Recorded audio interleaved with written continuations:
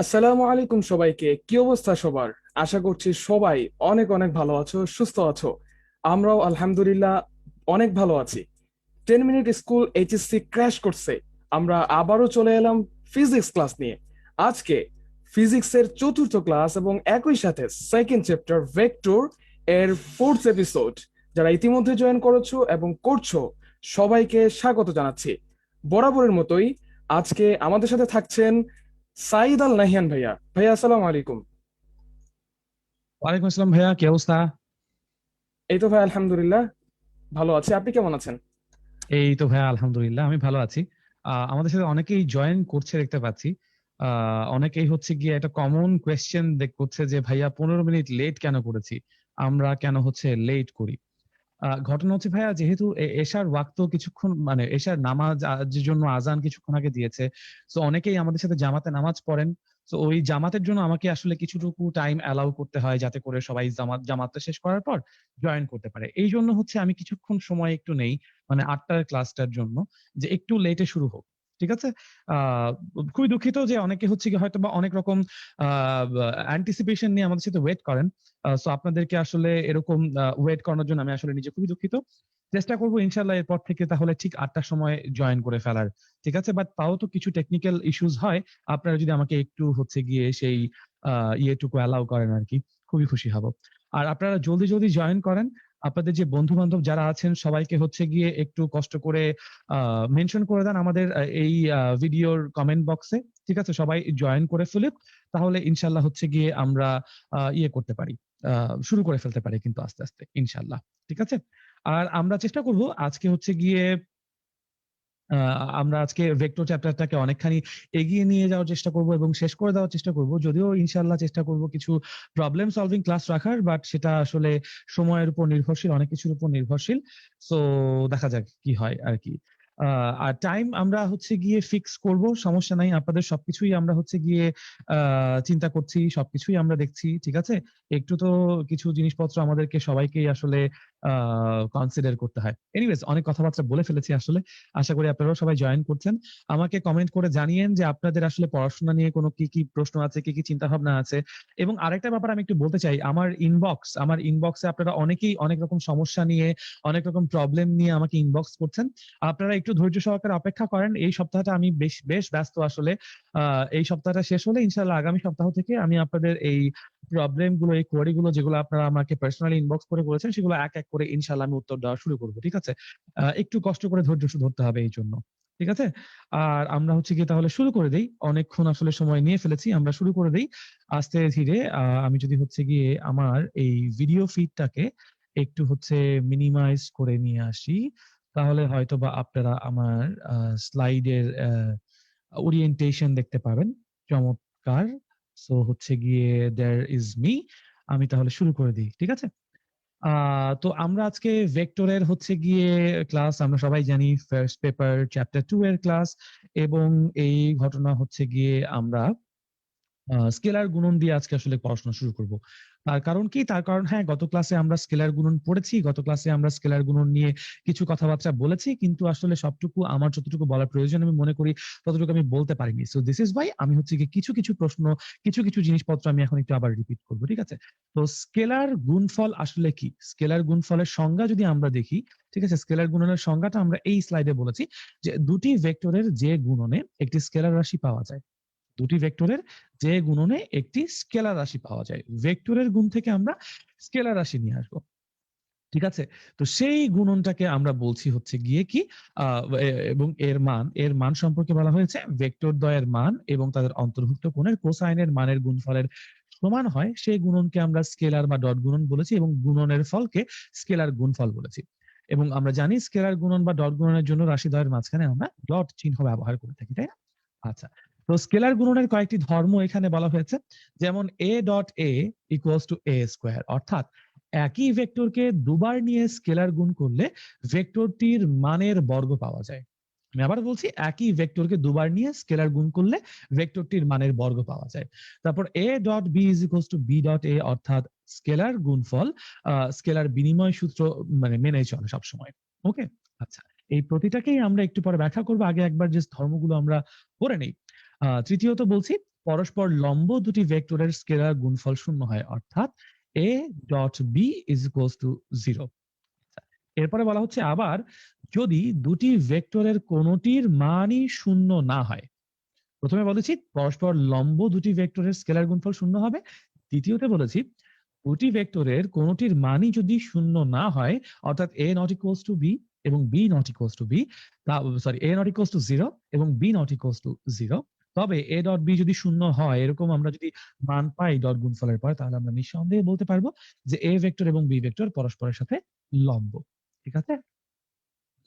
এইগুলো আমরা জানি অনেকেই ধর্মগুলো আপনারা জানেন, বাট স্টিল আমার এই কথাগুলো স্লাইডে মেনশন করে দেওয়ার কারণ হচ্ছে এগুলো থেকে অনেক সময় অবজেক্টিভ আসে, যাতে করে আপনাদের সাহায্য হয়, সেই কারণে আমি এই কথাগুলো একটু মেনশন করে দিয়েছি। আবার দুটি ভেক্টরের মধ্যবর্তী কোণ যদি থিটা হয়, তাহলে সেই থিটা বের করার ফর্মুলাও আমরা বলে দিয়েছি। cos ইনভার্স ইকুয়ালস টু হচ্ছে a এবং b, সেই দুটো ভেক্টরের ডট গুণফল ডিভাইডেড বাই তাদের মান, তাদের গুণফলের মান। ঠিক আছে? আচ্ছা। এবং তারপর তাদের প্রত্যেকের মানের গুণফল, গুণফলের মানে তাদের প্রত্যেকের মানের গুণফল, এবং সমকৌণিক একক ভেক্টর সমূহের স্কেলার গুণফল। সমকৌণিক মানে কি? একই কোণ, যেমন i dot i, j dot j এবং k ডট k, এগুলোকে সমকৌণিক একক ভেক্টর বলছি, ইকুয়ালস টু 1। আবার i dot j, j dot i, j dot k, k dot j, k dot i এবং i ডট k, এগুলো প্রত্যেকে শূন্য। তার কারণটা কি? তার কারণ হচ্ছে যদি আমি আই ভেক্টর নিয়ে কথা বলি, আই হচ্ছে এমন একটা একক ভেক্টর যেটা এক্স অক্ষ বরাবর কাজ করে। আমরা যদি হচ্ছে গিয়ে জে নিয়ে কথা বলি, তাহলে জে হচ্ছে এমন একটা একক ভেক্টর যেটা হচ্ছে ওয়াই অক্ষ বরাবর কাজ করে, আমি বলবো, তাই না? এবং যদি আমরা কে নিয়ে কথা বলি, তাহলে কে হচ্ছে এমন একটা একক ভেক্টর যেটা হচ্ছে জেড অক্ষ বরাবর কাজ করবে, তাই না? সো প্রত্যেকের সাথে লম্ব আমরা জানি, কিন্তু যদি এক্স অক্ষ এবং এক্স অক্ষের কথা চিন্তা করি, অর্থাৎ আই ডট আই এর কথা চিন্তা করি, পরস্পর তো একই দিকে আছে, মধ্যবর্তী কোণ শূন্য, cos 0 degree which is 1, so this is why এটা equals to 1। এবং i ডট জে, এক্স এবং ওয়াই মধ্যবর্তী কোণ 90 ডিগ্রি, i ডট জে মানে এক্স অক্ষ এবং ওয়াই অক্ষের একক ভেক্টর, এক্স এবং ওয়াই অক্ষের মধ্যবর্তী কোণ 90 ডিগ্রি, দ্যাট ইজ ওয়াই এদের সবার মান হবে শূন্য। তারপর বলেছে উপাংশের মাধ্যমে দুটি ভেক্টরের স্কেলার গুণফল। উপাংশের মাধ্যমে বলতে কি বোঝাচ্ছি? যদি আমরা ধরে নিই যে আমাদের কাছে বলা হচ্ছে যে দুটি ভেক্টরের কথা আমরা বলবো, একটা হচ্ছে এ ভেক্টর আর একটা হচ্ছে গিয়ে B vector. So A vector equals to হচ্ছে A x i plus A y j plus A z k, এরকম যদি আমরা ধরে নেই, এবং বি ভেক্টর সমান যদি ধরে নিই হচ্ছে B x i plus B y j plus B z k, এরকম সিনারিও গুলোতে আমরা হচ্ছে গিয়ে তাদের উপাংশের মাধ্যমে যদি ডট গুণফল করি, আমরা ওপরের এই রাশিটা পাবো, এটা হচ্ছে তাদের ডট গুণফলের মান। খুব সহজে বললে এটা একটা সূত্র, আপনারা এটা মনে রাখলে অবজেক্টিভ এবং সিকিউ দুক্ষেত্রেই কিন্তু ইনশাল্লাহ এগুলো সম্পর্কে আপনারা জানতে পারবেন বা বুঝতে পারবেন। এখন আমি এই স্কেলার গুণফল সম্পর্কে সাধারণ কিছু কথাবার্তা বলতে চাই, যেমন স্কেলার গুণফলের সংজ্ঞা কি, এরকম প্রশ্ন কিন্তু হচ্ছে গিয়ে জ্ঞানমূলকের জন্য আসতে পারে। স্কেলার গুণফল কাকে বলে, স্কেলার গুণফল কি, এই প্রশ্নটা জ্ঞানমূলকের জন্য আসতে পারে। তো আমরা তখন কি করব? আমরা তখন এই সংজ্ঞাটাই লিখে দিব, দুটি ভেক্টর থেকে শুরু করে এই নরমালি আমরা এতটুকু লিখে উত্তর শেষ করে দেই, তারপরে আর আগাই না। কিন্তু আমি ভাইয়া হিসেবে আপনাদেরকে এতটুকু রিকোয়েস্ট করে বলতে চাই, এইভাবে উত্তরটা লেখার পর আপনারা কিন্তু চাইলে একটা কথা আমাদেরকে বলতে পারেন, সেটা হচ্ছে ধরে নেই এ একটি ভেক্টর এবং বি অন্য একটি ভেক্টর, আমরা এটা বলবো পরীক্ষার খাতায় উত্তরে কথাটা বলবো, এবং চিত্র এঁকে দেখিয়ে দিব যে এ ভেক্টরটা দেখতে হয়তো বা এরকম, চিত্র এঁকে এটা আমরা দেখিয়ে দিব, এবং বি ভেক্টরটা দেখতে হয়তো এরকম। ঠিক আছে? আচ্ছা। এবং তাদের মধ্যবর্তী কোণ থিটা, এটাও আমরা চিত্রকে দেখিয়ে দিব। কিসের চিত্র? যখন আমাদের প্রশ্ন করবে জ্ঞানমূলকের জন্য স্কেলার গুণফল কি, আমরা বলবো মনে করে যে কোনো দুটি ভেক্টর এ এবং বি পরস্পর থিটা কোণে আছে, তাহলে A dot B is equals to হচ্ছে A B cos theta. Just এই চিত্রটা এবং এই সমীকরণটা, এই দুটো বা তিনটে লাইন এক্সট্রা যদি লিখি, তাহলে আমাদের জন্য সুবিধা যেটা হবে, জ্ঞানমূলকের জন্য বলছি, জ্ঞানমূলক প্রশ্নের জন্য বলছি, 1 নাম্বারের জন্য বলছি, ঠিক আছে? আমাদের জন্য সুবিধা যেটা হবে, যেই এক্সামিনার, যেই পরীক্ষক আপনার খাতা দেখবেন, উনি আপনার প্রতি একটা ভালো ধারণা প্রকাশ করবেন যে না, এই স্টুডেন্টসটা, এই পরীক্ষার্থী যতটুকু আসলে স্কেলার গুণফল সম্পর্কে জানে, উনি আমাদেরকে জানানোর চেষ্টা করছেন। তখন এটার একটা ডমিনো ইফেক্ট হয়। দুঃখিত, ডমিনো ইফেক্ট বলতে কি বুঝাচ্ছি? হয়তোবা আপনারা জ্ঞানমূলকে এমনিতে এক লাইনের সংজ্ঞা বললেও এক পেতেন, এটা করলেও আপনি একই পাবেন। হয়তোবা অনুধাবনমূলকে আপনি ২ পেতেন, তাতেও আপনি ২ পাবেন। কিন্তু অনেক সময় খেয়াল করলে দেখবেন উচ্চতর দক্ষতায় যে ৪ নাম্বারের প্রশ্নগুলো থাকে, সেখানে কিন্তু সবসময় ৪ এ ৪ পাওয়া যায় না। ৪ এ অনেক সময় স্যারেরা ৩ দেয়, তাই না? ১ নাম্বার অনেক সময় বিভিন্ন কারণে তারা হাতে রেখে দেন। সো যখন আপনি আপনার জ্ঞানমূলক প্রশ্নে যতগুলো জিনিসপত্র আপনার জানা আছে, এরকম সমীকরণ দেখাচ্ছেন, আপনি চিত্র এঁকে দেখাচ্ছেন, একটা এক্সট্রা এফোর্ট দিয়েছেন, স্যার কিন্তু তখন আপনার প্রতি একটু পার্সিয়ালিটি করবেন। উনি চিন্তা করবেন যেহেতু এই পরীক্ষার্থী আমাদেরকে সব ধরনের ইনফরমেশন দেওয়ার চেষ্টা করেছে স্বল্প সময়ের মধ্যে, বিকজ এটুকু শিওর থাকেন টিচার জানেন যে আপনি খুব স্বল্প সময়ে ৩ ঘন্টার মধ্যে অনেকগুলো এমসিকিউ বা সিকিউ আপনি অ্যান্সার করবেন। সো ওই প্রেশারের মধ্যে থেকেও আপনি এগুলো অ্যান্সার করেছেন। তখন দেখবেন ওই যে আমরা যে উচ্চতর দক্ষতার কথা বলছি, সেখানে আপনাকে স্যার ৪ এ ৪ দিয়ে দিচ্ছে। ১ নাম্বার হয়তো উনি কাটছেন না। যে কোনো কারণেই উনি হয়তো কেটে ফেলতে পারতেন বাট কাটছেন না। তো এতে করে যেটা হবে আমাদের মোট নাম্বার সংখ্যা কিন্তু বেড়ে যাবে। ঠিক আছে? সর্বমোট নাম্বার সংখ্যা বেড়ে যাবে। ১-২ নাম্বারও যদি বেড়ে যায়, ইট মাইট হেল্প ইউ। স্কলারশিপ পেয়ে যেতে পারেন এইচএসসি পরীক্ষার উপরে। আমি আমার সময় পেয়েছিলাম। আমি আমার এসএসসি পরীক্ষার স্কলারশিপ পেয়েছিলাম। ট্যালেন্ট পুলে এইচএসসি পরীক্ষার রেজাল্টের উপরও স্কলারশিপ পেয়েছিলাম। টাকাটা হয়তো খুবই ক্ষুদ্র অ্যামাউন্টের টাকা, বাট ইটস অ্যান ইন্সপিরেশন। ঠিক আছে? বুয়েটে যখন পড়াশোনা করেছি, আমার পরীক্ষার ফি ছাড়া কোনো মাসিক বেতন দিতে হয়নি। শুধুমাত্র পরীক্ষার ফি দিয়েছিলাম এবং হলের হয়তোবা থাকা খাওয়ার জন্য খুব ন্যূনতম একটা টাকা দিয়েছিলাম। দ্যাট ইজ বিকজ আমার এইচএসসি তে স্কলারশিপ ছিল। সো ফুল ফি স্কলারশিপ ছিল কিন্তু। বেসিক্যালি বুয়েট আমার কাছ থেকে কোনো পড়াশোনার জন্য মাসিক সেমিস্টার ফি আমি জানিও না আসলে কত টাকা। ঠিক আছে? আমাকে শুধু পরীক্ষার ফি দিতে হইতো। That's all I know. আমাকে যদি কেউ জিজ্ঞাসা করে বুয়েটের বেতন কত, এটা আমি বলতে পারবো না উত্তর আসলে। ঠিক আছে? তো মানে এইজন্য বলছি যে এগুলো কিন্তু একটা ইন্সপিরেশন এবং এগুলো আমার জন্য এট লিস্ট অনেক বড় ইন্সপিরেশন কাজ করেছে সবসময়। সো এই এক্সট্রা মাইল গুলো একটু যাওয়ার চেষ্টা করবেন পরীক্ষার হলে। এখন যেহেতু সময় আছে, বাসায় যখন প্র্যাকটিস করছেন, তখন এই সিকিউ গুলো আমি ধরেন আজকে ভেক্টর চ্যাপ্টার শেষ করে ফেলবো আমরা। সো আপনি যখন বাসায় বসে প্র্যাকটিস করছেন, তো সিকিউ নিয়ে আপনি প্র্যাকটিস করেন। একটা সিকিউ হলেও লেখেন একটা চ্যাপ্টারের উপর, নিজে লেখেন। আপনি নিজেকে টাইম করেন স্টপ ওয়াচ দিয়ে কতক্ষণ সময় লাগছে। দেখবেন আপনি হচ্ছে গিয়ে যদি বেশ কয়েকটা সিকিউ এরকম বাসায় অ্যান্সার করার চেষ্টা করেন এখন আগামী ৫ মাস ধরে আমাদের সাথে ক্লাস করতে, পাশাপাশি ক্লাস করার পাশাপাশি আপনার প্র্যাকটিসে চলে আসবে এবং আপনি কিন্তু হয়তোবা ইনশাআল্লাহ সেভাবে লিখতে পারবেন যদি প্র্যাকটিস করেন। তো প্র্যাকটিসটা ভাইয়া করতে হবে আসলে। ঠিক আছে? এর কোনো বিকল্প নেই। এনিওয়েজ, স্কেলার গুণফল নিয়ে আশা করি আপনাদের আর কোনো প্রশ্ন নেই। বাট স্টিল আমি একটা ব্যাপার একটু বোঝাতে চাই, সেটা হচ্ছে লম্ব অভিক্ষেপের ব্যাপারটা। ঠিক আছে? লম্ব অভিক্ষেপের ব্যাপারটা। ধরেন এই হচ্ছে গিয়ে এ ভেক্টর। ধরেন এই হচ্ছে এ ভেক্টর। ঠিক আছে? এবং যে কারণে ভেক্টর এর স্কেলার গুণফল বা ডট গুণফল সে হচ্ছে বিনিময় সূত্র মেনে চলে, সেই ব্যাপারটা আমি এখন একবারে বুঝাই দিব। এবং ধরে নিচ্ছি এই হচ্ছে বি ভেক্টর, তারা পরস্পর থিটা কোণে আছে। তো লম্ব অভিক্ষেপ বোঝার জন্য আমরা বি ভেক্টরের শেষ প্রান্ত বা শেষ বিন্দু হতে এ ভেক্টরের উপর একটা লম্ব টান দিব। তাতে করে আপনারা দেখতে পাচ্ছেন আমার কাছে ও এ বি একটা ত্রিভুজ ক্রিয়েট হয়েছে। ও A B, O A B একটা ত্রিভুজ ক্রিয়েট হয়েছে। ঠিক আছে? সো এই ত্রিভুজের মধ্যে ওবি হচ্ছে একটা ভেক্টর। ত্রিভুজের মধ্যে ওবি একটা ভেক্টর এবং কোণ বিএও বা ও এ বি এটা একটা ৯০ ডিগ্রি মানে এক সমকোণ আর কি আসলে, তাই না? তো এক সমকোণ যদি হয়, আমরা কিন্তু এই ত্রিভুজ ও এ বি তে ত্রিভুজ ভেক্টর যোগে ত্রিভুজ সূত্র এপ্লাই করতে পারি। ওবি কে যদি আমরা লব্ধি ভেক্টর চিন্তা করি, আমাদের কাছে ওবি বরাবর যে ভেক্টরটি আছে তাকে যদি লব্ধি ভেক্টর চিন্তা করি, তাহলে ওবি ইকুয়ালস টু হওয়া উচিত আমাদের জন্য ও এ প্লাস এবি, ও এ প্লাস এবি, ও এ প্লাস এবি। এটা আপনারা ভেক্টর বিভাজন দিয়েও চিন্তা করতে পারেন যে আমি ওবি ভেক্টরটিকে দুটি উপাংশে ভাগ করেছি, ভূমি উপাংশ হচ্ছে ও এ এবং লম্ব উপাংশ হচ্ছে এবি। এখন এই যে ও এ যে ভূমি উপাংশটুকু আছে, ও এ যেই ভূমি উপাংশটুকু এক্স্যাক্টলি আমার কাছে আছে, সেই ভূমি উপাংশটুকুর মান নিয়ে যদি আমরা চিন্তা করি, ও এর মান কতটুকু হবে? ও এর মান হবে আমাদের জন্য এই যে ভেক্টরটি আছে, এটি হচ্ছে অতিভুজ না? এই ভেক্টরটি অতিভুজ এবং এটি হচ্ছে ও এ হচ্ছে ভূমি। এই কোণটা যদি থিটা হয়, আমি কিন্তু বলতে পারবো ও A equals to B cos theta. এই কথাটা বলে ফেলতে পারবো।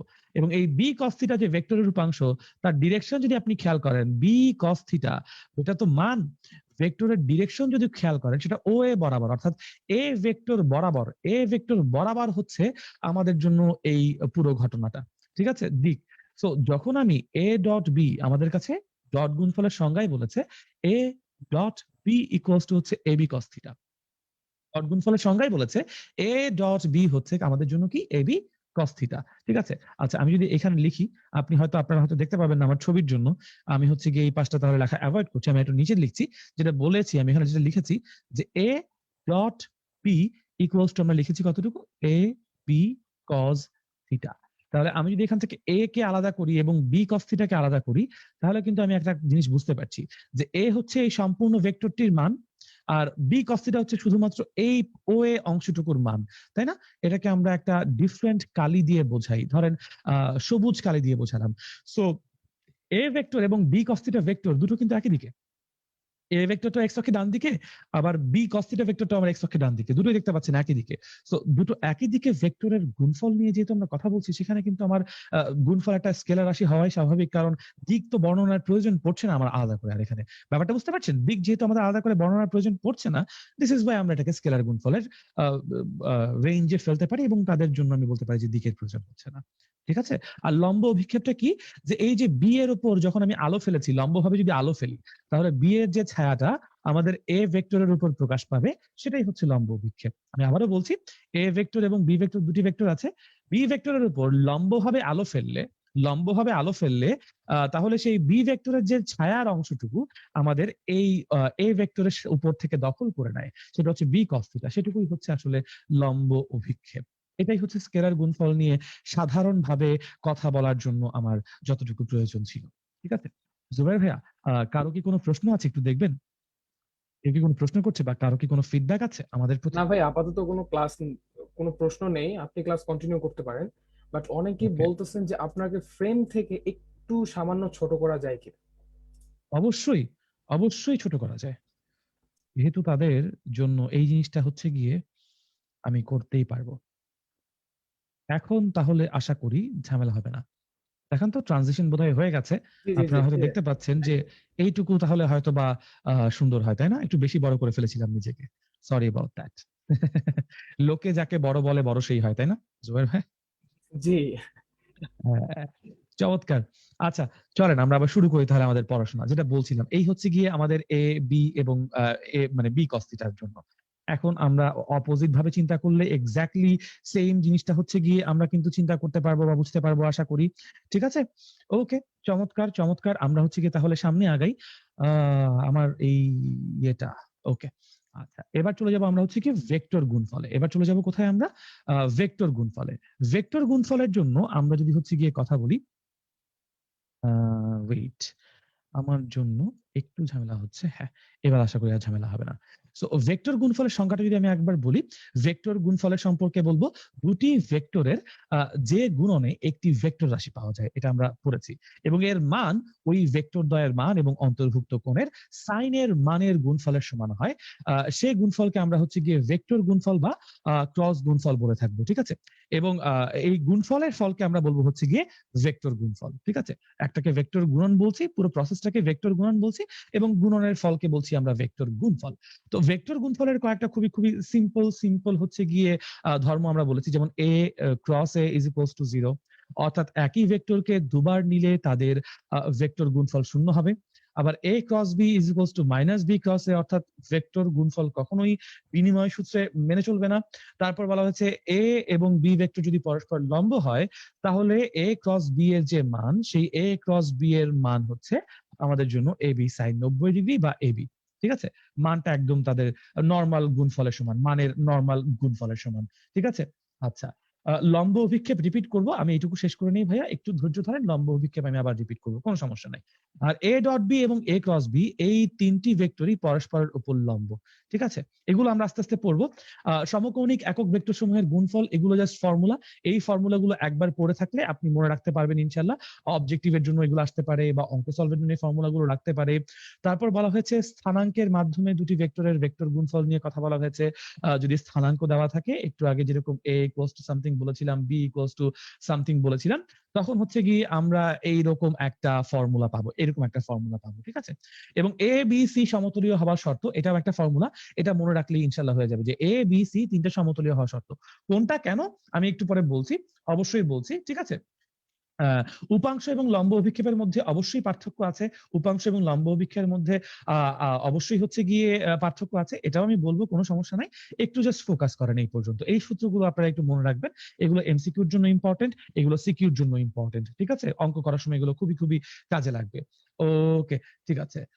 এখন হচ্ছে গিয়ে আমরা একটু চিন্তা করি যে হচ্ছে গিয়ে আহ এর পরবর্তীতে আমরা কিভাবে আসলে এই ভেক্টর গুণফলগুলোকে নিয়ে কাজ করি। আপনারা বলছিলেন যে এখানে 2 নাম্বারটা কিভাবে হয়, যে a ক্রস b এবং মাইনাস b ক্রস a কেন এই সূত্রটা মেনে চলে না। তার কারণ হচ্ছে ভেক্টর গুণফল সম্পর্কে যদি আমরা বলতে যাই, ফার্স্ট অফ অল যেটা বুঝতে হবে যে ভেক্টর গুণফলটার অরিজিন কিরকম, কিভাবে এসেছে। তো ধরে নিচ্ছি একটা ভেক্টর হচ্ছে a ভেক্টর, যে কোনো ভেক্টর, এবং ধরে নিচ্ছি অন্য একটা ভেক্টর সে হচ্ছে বি ভেক্টর, এবং আরো ধরে নিচ্ছি তাদের মধ্যবর্তী কোণ হচ্ছে গিয়ে থিটা।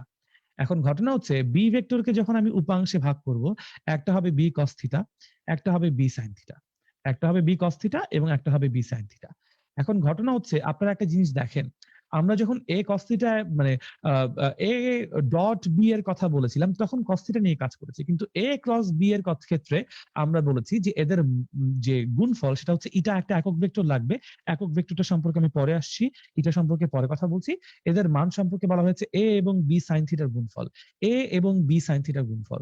তো চিত্রটা যদি আঁকি, এই হচ্ছে এ ভেক্টর এবং এই হচ্ছে আমাদের জন্য B vector, which is with an angle of theta। এটা নিয়ে কোনো সমস্যা আশা করি নাই, কিন্তু আমরা গুণফলের জন্য বি সাইন থিটা ব্যবহার করব, not B cos theta, B sine theta ব্যবহার করব। এখন আপনারা সবাই জানেন ক্ষেত্রফল কিভাবে বের করতে হয়, দৈর্ঘ্য গুণন প্রস্থ, এতটুকু সবাই বোঝেন বোধহয়। দৈর্ঘ্য গুণন প্রস্থ, দৈর্ঘ্য গুণন প্রস্থ, তাহলে এ বলতে পারি না যে একটা দৈর্ঘ্য, এই চিত্র অনুযায়ী এ একটা দৈর্ঘ্য বলা যায় না, আর বি সাইন থিটাকে একটা প্রস্থ বলা যায় না। সো এ এবং বি সাইন থিটা যদি গুণ করি, আপনারা কি ইমাজিন করতে পারেন? এটুকু আপনাদেরকে একটু ইমাজিন করতে হবে, ঠিক আছে? ঢাকা কলেজে একজন স্যার ছিলেন, আতিক স্যার, আমি জানি না আপনারা ঢাকা কলেজের কারা কারা আছেন এবং আতিক স্যারের নাম আপনারা জানেন কিনা। আতিক স্যার বলতেন যে ফিজিক্সে সে তত ভালো যার ইমাজিনেশন পাওয়ার যত ভালো। কারণ ফিজিক্সে আমরা যাই পড়ছি এখন, এটা আমাদের ইমাজিন করে নিতে হয়, তাই না? আমাদের কল্পনা করে নিতে হয়, তো কল্পনা শক্তি বাড়াতে হবে। সো বি সাইন থিটা হচ্ছে গিয়ে এর সমান সমান্তরাল একটা ভেক্টর নিয়ে আসলাম, এর সমান সমান্তরাল একটা ভেক্টর নিয়ে আসলাম, এখানে একটা আয়তক্ষেত্র দেখতে পাচ্ছেন আপনারা। সেই আয়তক্ষেত্রের আমরা যদি হচ্ছে গিয়ে ক্ষেত্রফলের মান জানতে চাই, ক্ষেত্রফলের মান জানতে চাই, সেই ক্ষেত্রফলটা কতটুকু হবে, সেই ক্ষেত্রফলের মান হবে এই এ বি সাইন থিটা। বুঝতে পারছেন? এ এবং বি সাইন থিটা গুণ করলে আমরা এই নীল এরিয়ার মান পেয়ে যাব, মান পেয়ে যাব। এখন বলছি এটা ভেক্টর গুণফল, তার মানে তার একটা দিক আছে। দিকটা কেন আছে সেটা আমি একটু বোঝানোর চেষ্টা করি। আপনারা হয়তো দেখতে পাচ্ছেন আমার হাতে একটা টিস্যু পেপার আছে, দেখতে পাচ্ছেন হয়তোবা। এই টিস্যু পেপারটার দুটো তল থাকা সম্ভব, একটা হচ্ছে এই সামনের তলটা, আরেকটা হচ্ছে আমি যদি এটাকে ফ্লিপ করি তাহলে এই তলটা। দেখতে পাচ্ছেন যে এই টিস্যু পেপারটার দুটো তল থাকা সম্ভব। বা আমার সামনে একটা ক্যালকুলেটর আছে, ক্যালকুলেটর যদি হচ্ছে গিয়ে আপনারা চিন্তা করেন, ক্যালকুলেটর সম্পর্কে যদি আপনারা চিন্তা করেন যে এই হচ্ছে ক্যালকুলেটরের একটা তল, একটা সারফেস, আর এই অপর পাশে কিন্তু ক্যালকুলেটরের একদম অপোজিট একটা সারফেস আছে। তো এখন ঘটনা হচ্ছে একই, তো এই পাশের ক্ষেত্রফলের মান যা হবে, এই পাশের ক্ষেত্রফলের মান এক্স্যাক্টলি তাই হবে। ক্ষেত্রফলের মানে কিন্তু কখনো কোন রকম চেঞ্জ আসবে না। কিন্তু যখন আমরা এই দিক থেকে দেখতে পাচ্ছি তখন ক্যালকুলেটরের বাটন গুলো দেখবো, যখন আমরা এই পাশ থেকে ক্যালকুলেটরটাকে দেখছি, এই তল বা এই ক্ষেত্রফলটাকে দেখছি, যখন আমরা এই ক্ষেত্রফল দেখবো তখন কিন্তু ক্যালকুলেটরের বাটন বা স্ক্রিন আর দেখা যাবে না, ঠিক আছে? সো যদি বাটন এবং স্ক্রিন আর দেখা না যায় তখন আমরা কি দেখছি? আমরা অপোজিট তলটা দেখতে পাচ্ছি। তার মানে একটা ক্ষেত্রফল নিয়ে যদি চিন্তা করি, ক্ষেত্রফলের দুটো দিক থাকা সম্ভব। একটা দিক থেকে দেখলে আমি একরকম দেখব, অপর দিক থেকে দেখলে আমরা অন্যরকম দেখব। সো আমাকে তখন প্রশ্ন আসতেই পারে যে আমি ধরেন এই যে এটা হচ্ছে দৈর্ঘ্য, এই দৈর্ঘ্যটাকে গুণ করব, এই প্রস্থটাকে, এটা হচ্ছে প্রস্থ, এই প্রস্থটাকে গুণ করব, এই দৈর্ঘ্যটাকে গুণ করব আর এই প্রস্থটাকে গুণ করব। এই দুজনকে গুণ করলে আমরা হয় এই ক্ষেত্রফলের মান পাবো অথবা এই ক্ষেত্রফলের মান পাবো, কিন্তু এক্স্যাক্টলি কোন ক্ষেত্রফল সেটা তো বুঝতে হবে। এই ক্ষেত্রফল নিয়ে কাজ করছি নাকি এই ক্ষেত্রফল নিয়ে কাজ করছি, এটাকে আমাকে স্পেসিফাই করে বলতে হবে, তাই না? সো যদি এইটা হচ্ছে গিয়ে আমরা স্পেসিফাই করে আহ, না বলি তাহলে কিন্তু হচ্ছে গিয়ে আমি কোনো সার্টেন দিক পাচ্ছি না। সো দিস ইজ বাই আমাদের কি লাগবে, একটা দিক লাগবে, ক্ষেত্রফলের জন্য একটা দিক লাগবে। তো দিকটা কেমনে নির্ধারণ করব খেয়াল করেন, এই সাদা সারফেস থেকে লম্বভাবে আলো আপনার চোখে গেলে আপনি সাদা সারফেস দেখবেন, বাটনের যে সারফেস আছে, বাটনের যে তলটা আছে, এখান থেকেও লম্বভাবে আলো গেলে আপনার চোখে আপনি তখন এই সারফেস দেখবেন। এবং যখন আপনি এই সামনের বাটনওয়ালা তল দেখছেন আপনি পিছনের তল দেখছেন না, আবার যখন পিছনের তল দেখছেন আপনি সামনের তল দেখছেন না। তার কারণ কি? তার কারণ হচ্ছে তল থেকে লম্ব বরাবর আলো আপনার চোখে আসতেছে, এই তল থেকে। সো পিছনের তল থেকে আসতেছে না, আপনি দেখতে পাচ্ছেন না। আবার যখন এটাকে ফ্লিপ করে দিব, তখন এই পিছনের যে তলটা আছে সেই তলটা থেকে সামনে কিন্তু আপনাদের জন্য হচ্ছে গিয়ে আপনি এই সাদা তল দেখতে পাচ্ছেন, কিন্তু বাটন গুলোকে কিন্তু দেখতে পাচ্ছেন না। সো ক্ষেত্রফল কিন্তু অবশ্যই ক্ষেত্রফল কিন্তু অবশ্যই ভেক্টর রাশি। কেন বুঝতে পারতেছেন? কারণ তো কোন তল নিয়ে আমরা কাজ করতে পারবো আর কি। ঠিক আছে? আচ্ছা। সো এই জিনিসটা হচ্ছে গিয়ে আমরা এখন দেখেন কিভাবে এক্সপ্লেইন করছি। এই ক্ষেত্রফলের ডিরেকশনটা খেয়াল করে দেখেন। ডান হাতি স্ক্রু নিয়ম দিয়ে, এটা আমার ডান হাত, সবাই বুঝতে পারছেন, ডান হাতি স্ক্রু নিয়ম দিয়ে যখন আমি এই বরাবর দৈর্ঘ্য, ধরেন এই বিন্দুটাকে, এই যে ক্যালকুলেটরের আমার আঙ্গুলটা যেখানে আছে তর্জনী, সেই বিন্দুটাকে আমি ধরে নিচ্ছি আমাদের জন্য প্রসঙ্গ কাঠামোর মূল বিন্দু 0 0। ধরেন এটা 0 0। তো এটা আমাদের এক্স অক্ষ আর এটা আমাদের ওয়াই অক্ষ। এটা এক্স অক্ষের ধনাত্মক দিক, এটা ওয়াই অক্ষের ধনাত্মক দিক। তো আমি যদি এক্স ক্রস ওয়াই করি, এটাকে যদি এক্স বলি, এটা যদি ওয়াই বলি, আর এক্স ক্রস ওয়াই করি, এটুকুর মান এক্স, এটুকুর মান ওয়াই। যদি এক্স দেখেন কোন দিকে আমাদের জন্য, এক্স ক্রস ওয়াই করি, অথবা এদিকে তাকান, এভাবে যদি আমি এটাকে ফ্লিপ করে দেই, ঠিক আছে, আপনাদের জন্য হয়তো বা দেখতে এরকম হবে যে এই দিকটা এক্স অক্ষের ধনাত্মক আর এই দিকটা ওয়াই অক্ষের ধনাত্মক। ঠিক আছে, আপনাদের জন্য বোধহয় এরকম হবে স্ক্রিনের দিকে তাকালে, তাই না? সো এটা এক্স অক্ষের ধনাত্মক, এটা ওয়াই অক্ষের ধনাত্মক। সো আমরা যদি এখানে ডান হাতি স্ক্রু নিয়ম ইউজ করি, সো এই দেখেন এক্স অক্ষ বরাবর ডান হাতটাকে রাখলাম, এক্স ক্রস ওয়াই, দেখছেন এইদিকে এক্স আছে না, এদিকে এক্স আছে না, আর উপরের দিকে কি আছে আমাদের জন্য Y. So X cross Y যদি আমরা আলটিমেটলি করি, খেয়াল করে দেখেন আমাদের জন্য হচ্ছে গিয়ে এই বৃদ্ধাঙ্গুলটা বাইরের দিকে আসতেছে, স্ক্রিন বরাবর আপনারা দেখতে পাচ্ছেন। ঠিক আছে, স্ক্রিন বরাবর আপনারা দেখতে পাচ্ছেন, এই দেখেন এক্স ক্রস ওয়াই, এই যে স্ক্রিন বরাবর দেখতে পাচ্ছেন, এই যে এক্স ক্রস ওয়াই স্ক্রিন বরাবর আপনি দেখতে পাচ্ছেন। ঠিক আছে, সো এটা হচ্ছে তখন আমাদের ক্ষেত্রফলের ডিরেকশন। এই পার্টটা হচ্ছে আমাদের জন্য ক্ষেত্রফলের ডিরেকশন, হুইচ ইজ প্লাস। আর মাইনাস হলে কোন দিকে হবে? উল্টা দিকে হবে। মাইনাস হলে উল্টা দিকে হবে। মাইনাসটা কেমনে দিব? আমার এটাকে ফ্লিপ করতে হবে, 180 ডিগ্রি অ্যাঙ্গেলে ফ্লিপ করতে হবে। 180 ডিগ্রি অ্যাঙ্গেলে ফ্লিপ করা মানে কি? এটা কি 180 ডিগ্রি অ্যাঙ্গেলে ফ্লিপ করলে কি মাইনাস হয়ে যাচ্ছে না? যদি এই দিকটা প্লাস হয়, এই দিকটা কি মাইনাস হবে না? পিছনের দিকে গেলে মাইনাস হবে না সামনের দিকটাকে প্লাস বললে? সো দিস ইজ ওয়াই আমরা বলেছি যে A cross B equals to হচ্ছে minus B cross A, minus B cross A, and that is it. That is হচ্ছে গিয়ে ভেক্টর গুণফলের জন্য ব্যাপার। এবং একদম প্রথম ক্লাসে অনেকে আমাকে বলেছিলেন যে ভাইয়া আমি তল ভেক্টর বুঝি না, ভাইয়া ক্ষেত্রফল ভেক্টরটা বুঝি না। ভাইয়া বাম হাত ছিল না, আমার জন্য ডান হাত ছিল, বাট আমার মিরর ভিউটা, মানে আমার ক্যামেরা ভিউটা হচ্ছে মিররড, দ্যাটস ওয়াই হচ্ছে কি আপনাদের জন্য মনে হচ্ছে যে আমি বাম হাত দিয়ে করছি। আমার জন্য ডান হাত ছিল, আপনারা ডান হাত দিয়েই করেন, বুঝতে পারবেন ইনশাল্লাহ। ঠিক আছে, রিয়েলি সরি অ্যাবাউট দ্যাট। আমি নেক্সট ক্লাসে এটাও আপডেট করার চেষ্টা করবো যে আমার জন্য যেটা ডান সেটাও যেন আপনাদের জন্য ডান হয়। ঠিক আছে, ওটা আমি দেখি, আমি একটু R&D করার চেষ্টা করছি। খুবই দুঃখিত এই ঝামেলাগুলোর জন্য। ঠিক আছে, আমাকে একটু সময় দিতে হবে, মাত্র তো চতুর্থ ক্লাস, অনেকগুলো জিনিসপত্র আপনারা দেখতে পাচ্ছেন আমি প্রতি ক্লাসে ক্লাসে আপডেট করছি। আমার ছবির ফ্রেম থেকে শুরু করে সবকিছু, আস্তে আস্তে আবার স্লাইডও আপডেট হবে। তো একটু আমার কাছে ধৈর্য ধরে রাখতে হবে প্লিজ, আপনাদেরকে প্লিজ এই কষ্টটা করবেন। হ্যাঁ, এইটুকু আমাকে আপনি যদি অ্যালাউ করেন আমি খুবই খুশি হবো। তো এইগুলো হচ্ছে ভেক্টর গুণনের ব্যাপার স্যাপার। ঠিক আছে, বাকিগুলো একবার আপনারা ইনশাল্লাহ পড়লে ইনশাল্লাহ বুঝতে পারবেন। ভাইয়া লেফট হ্যান্ডি না, ভাইয়া হচ্ছে গিয়ে রাইট হ্যান্ডি, এটা নিয়ে বলা দরকার নাই। সো চমৎকার, আশা করি এটা বুঝতে পারছেন।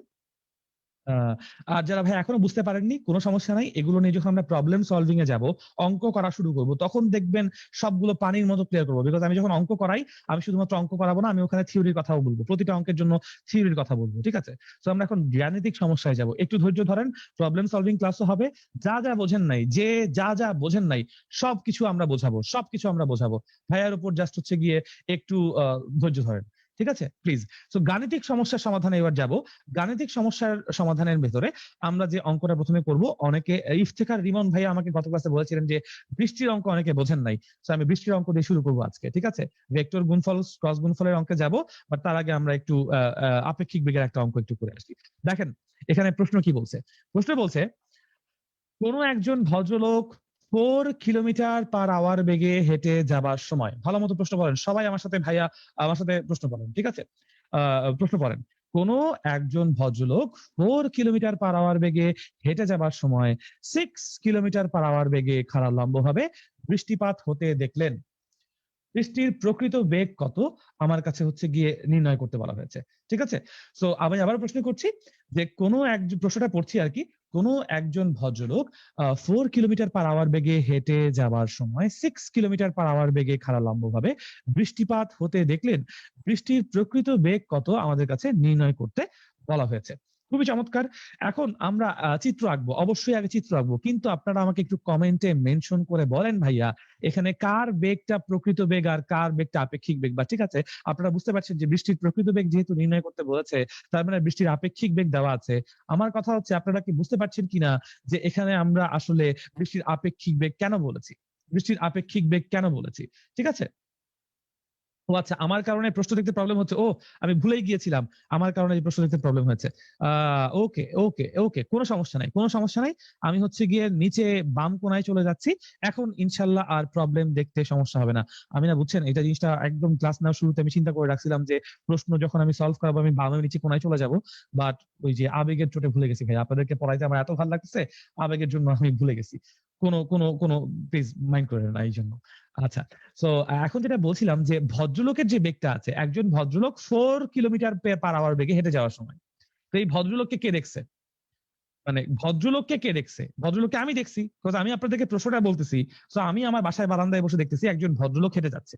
হেঁটে যাওয়ার সময় আমাকে বলছে, মানে ভদ্রলোক কি বলছে? ভদ্রলোক হেঁটে যাওয়ার সময়। সো ভদ্রলোকের যে বেগটা সেটা আমি দেখছি, একজন স্থির পর্যবেক্ষক দেখেছি।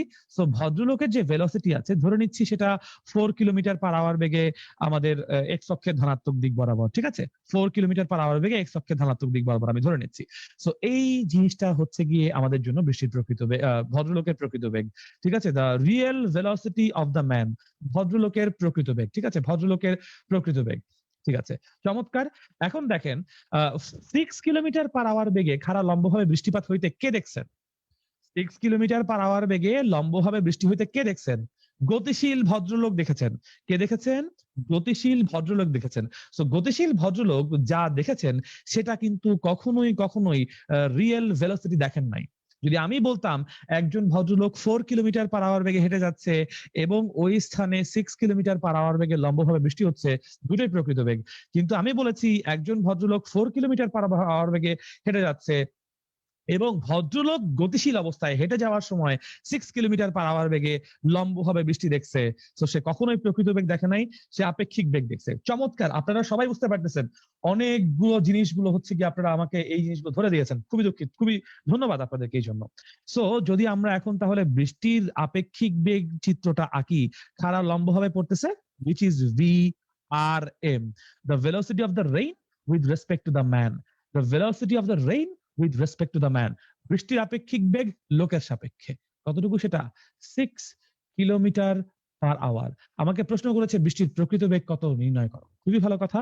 আপেক্ষিক বেগের থিওরি আপনাদেরকে আমি পড়িয়েছিলাম, আমার মনে আছে। সো আমরা এখানে বলতে পারবো বৃষ্টির আপেক্ষিক বেগ লোকের সাপেক্ষে VRM ইকুয়ালস টু যার আপেক্ষিক বেগ বের করব তার প্রকৃত বেগ লাগবে। সো আমরা এখানে বৃষ্টির আপেক্ষিক বেগ VRM কার আপেক্ষিক বেগ? বৃষ্টির আপেক্ষিক বেগ। VRM কার আপেক্ষিক বেগ? বৃষ্টির আপেক্ষিক বেগ।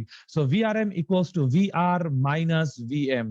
ঠিক আছে, কারণ লোকের সাপেক্ষে যেহেতু, তাই লোকের বেগের ঋণাত্মক বেগটা বা ঋণাত্মক ভেক্টরটা বা বিপরীত ভেক্টরটা আমাদের আনতে হবে। প্রশ্ন কি বলেছে? VR বের করতে। সো VR ইকুয়ালস টু আমি বলবো VRM, VRM plus VM, VRM plus VM। এই ইকুয়েশনটা আপনারা সবাই বুঝতে পারছেন কিনা আমাকে একটু জানাবেন। ঠিক আছে? আর যদি এই ইকুয়েশনটা বুঝতে পারেন তাহলে দেখেন এই VRM কে এই যে খাড়া লম্বভাবে হচ্ছে VRM, এই VMটা হচ্ছে এই যে নীল দাগ যেটা সেটা হচ্ছে VM। ঠিক আছে? এক্স অক্ষের ধনাত্মক দিক বরাবর। তো এই দুইজনের ভেক্টর লব্ধি হচ্ছে VR, বৃষ্টির প্রকৃত বেগ। সো বৃষ্টির প্রকৃত বেগ যেহেতু দেখতে এরকম, আমি মাঝখান দিয়ে দিলাম এদের লব্ধি, বৃষ্টির প্রকৃত বেগ হচ্ছে VR। এখন আপনারা প্লিজ বলেন এখানে কয়টা অজানা রাশি? আমাদের কাছে বলেছে বৃষ্টির প্রকৃত বেগ কত নির্ণয় করো। অজানা রাশি দুটো, একটা হচ্ছে বৃষ্টির প্রকৃত বেগের মান এবং আরেকটা হচ্ছে গিয়ে বৃষ্টির প্রকৃত বেগ কত কোণে আছে। আমি ধরে নিচ্ছি বৃষ্টির প্রকৃত বেগ উলম্বের সাথে থিটা কোণে আছে। সো VR এর মান হবে root over VRM whole squared plus VM squared. ঠিক আছে? এখান থেকে আপনারা যদি মানগুলোকে বর্গ করেন 4 স্কোয়ার্ড প্লাস 6 স্কোয়ার্ড মানটা আসবে। অনেকে আমাকে বলেছিলেন অ্যান্সার হচ্ছে গিয়ে 7 পয়েন্ট সামথিং জিনিস। আমাকে একটু প্লিজ আবার যদি বলে দেন 4 square plus 6 square root over 52, 2 root over 13, 7.21, 7.21 meter per second, 7.21 metre per second. সাউন্ডটা একটু বাড়ালে ভালো হতো ভাইয়া। সাউন্ডটা কি শুধুমাত্র হচ্ছে গিয়ে ভাইয়া একজনের জন্যই সমস্যা, নাকি জুবাইর ভাই আপনি বলেন তো সাউন্ডটা কি সমস্যা হচ্ছে? যদি ভাইয়া বাড়ানো সম্ভব হয় তাহলে আপনি বাড়াতে পারেন। ওকে, চমৎকার। কেন সম্ভব হবে না? এই যে বলছেন না সাউন্ড আর লাগলে হচ্ছে। বাড়ালে ভালোই হয় আর কি, একটু সামান্য। ওকে, এখন দেখেন তো এখন কেমন হচ্ছে? বাড়ানো মনে হচ্ছে একটু বেড়েছে জি জি জি, আউটপুট? পেরেছি। চলছে চলছে এতটুকু ভয়েসে চলছে? জি ফাইন। চমৎকার। সো 7.21, 7.21, অনেক ধন্যবাদ। অনেকেই অ্যান্সার করছেন 7.21, 7.21। এবং থিটা কতটুকু? থিটাও অনেকে বের করে ফেলেছেন, থিটাও অনেকে বের করে ফেলেছেন, সেই জন্য আপনাদেরকে ধন্যবাদ। থিটা ইজ ইকুয়ালস টু, যদি আমি বলতে চাই থিটাটা খেয়াল করে দেখেন কার সাথে কোণ করেছে। থিটা কোণটা হয়েছে আমাদের ভিআরএম এর সাথে, থিটা কোণটা হয়েছে ভিআরএম এর সাথে। থিটা কোণটা যেহেতু ভিআরএম এর সাথে হয়েছে তাহলে থিটা ইজ ইকুয়ালস টু হচ্ছে tan ইনভার্স। জুবাইর ভাইয়া আপনি কি নিজেকে আনমিউট করে রেখেছেন নাকি মিউট করা? ওকে, আপনি আনমিউট করে রেখেছেন, ঠিক আছে আনমিউটই থাকুক। কারণ অনেক সময় হচ্ছে গিয়ে আমি লাইভ ফিডে দেখতে পাচ্ছি আপনার উইন্ডোটাও চলে আসছে। আমার উইন্ডোটা কি কোনোভাবে স্পটলাইট করা যায়? দেখেন তো ভাইয়া, যদি করা যায় তাহলে বোধহয় ভালো হয়। So theta is equals to হচ্ছে গিয়ে tan ইনভার্স, আমরা tan ইনভার্স লম্ব বাই ভূমি। লম্ব কে হবে? লম্ব হচ্ছে ভিএম এবং ভূমি হচ্ছে ভিআরএম, ঠিক আছে। সো মান যদি বসাই tan ইনভার্স 4/6, আমাকে একটু বলেন তো tan ইনভার্স 56.3 ডিগ্রিজ, তাই না? আমার যতটুকু মনে পড়ে তাই হওয়া উচিত। 4/6 দেখি, না না না না না না না, থিটা ইকুয়ালস টু আসছে আমাদের জন্য, থিটা ইকুয়ালস টু আসছে আমাদের জন্য 33.69। এটা দেখেন আমি থিটাটা কার সাথে করেছি? উলম্বের সাথে করেছি। থিটাটা উলম্বের সাথে করেছি, থিটাটা উলম্বের সাথে করেছি। এই থিটা কোণটাকে নিয়েছি আমরা উলম্বের সাথে। কেউ যদি ভূমির সাথে থিটা নেন কোনো সমস্যা নাই ভাইয়া, সেটাও হবে, সেটাও হবে। ভূমির সাথে যদি থিটা নেন সেখানেও উত্তর হবে। আমি জাস্ট কেন উলম্বের সাথে নিয়েছি, কারণ বৃষ্টি স্বাভাবিকভাবে খাড়া নিচের দিকে পড়ে, দ্যাটস ওয়াই উলম্বের সাথে নিয়েছি।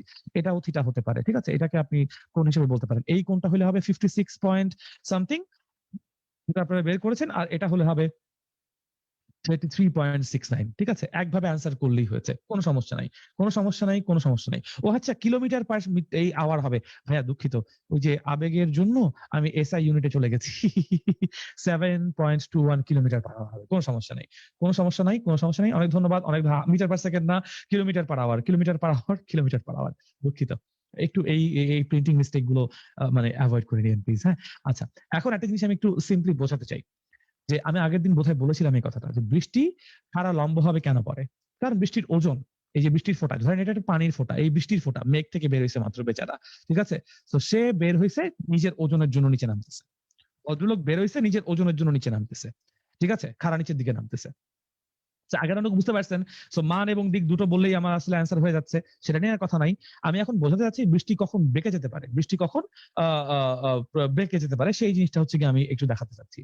তো বৃষ্টি যখন খাড়া নিচের দিকে নামে, সেই জিনিসটা আমি যদি একটু আপনাদেরকে বুঝাই, ধরেন এই একটা বৃষ্টির ফোঁটা, এই একটা বৃষ্টির ফোঁটা, এই একটা বৃষ্টির ফোঁটা, এই একটা বৃষ্টির ফোঁটা, কিছুক্ষণ ধরে ফোঁটাগুলো নিচে পড়তেছে। তার পাশে আমি আরো 4টা বৃষ্টির ফোঁটা ধরেন ইমাজিন করি, এর পাশে আরো 4টা বৃষ্টির ফোঁটা ইমাজিন করি, এর পাশে আরো 4টা বৃষ্টির ফোঁটা ইমাজিন করি। ধরে নেন এটা হচ্ছে একটা মাঠের মধ্যে, ধরেন মাঠের মধ্যে ফুটবল খেলতেছিলেন, হঠাৎ করে বৃষ্টি নামা শুরু হয়েছে, হঠাৎ করে বৃষ্টি পড়া শুরু করছে, আর এই হচ্ছে সেই মাঠ, ঠিক আছে, এই হচ্ছে সেই মাঠ।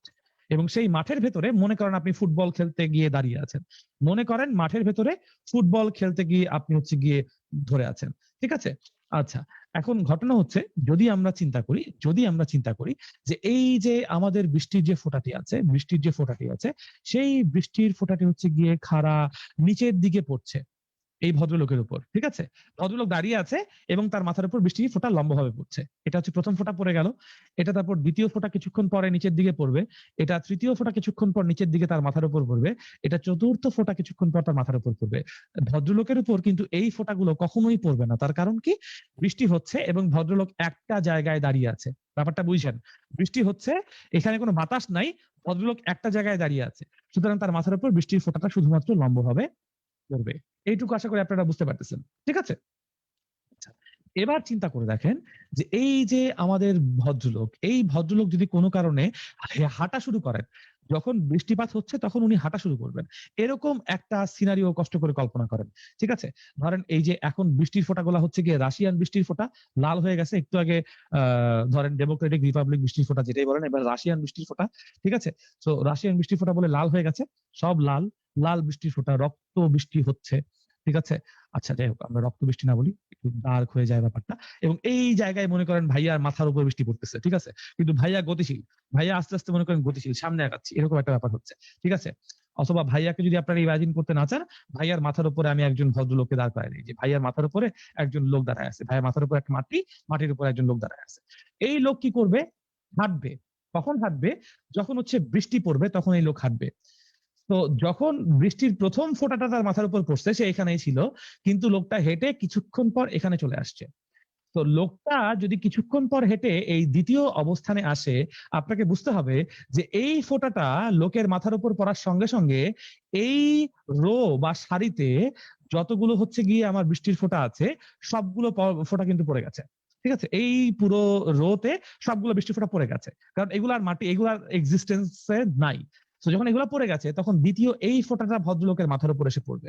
এই ফোঁটাটা এসে পড়বে যখন ভদ্রলোক সামনে আগায় গেছে, সময়ের সাথে সাথে সামনে আগাইছে। ঠিক আছে?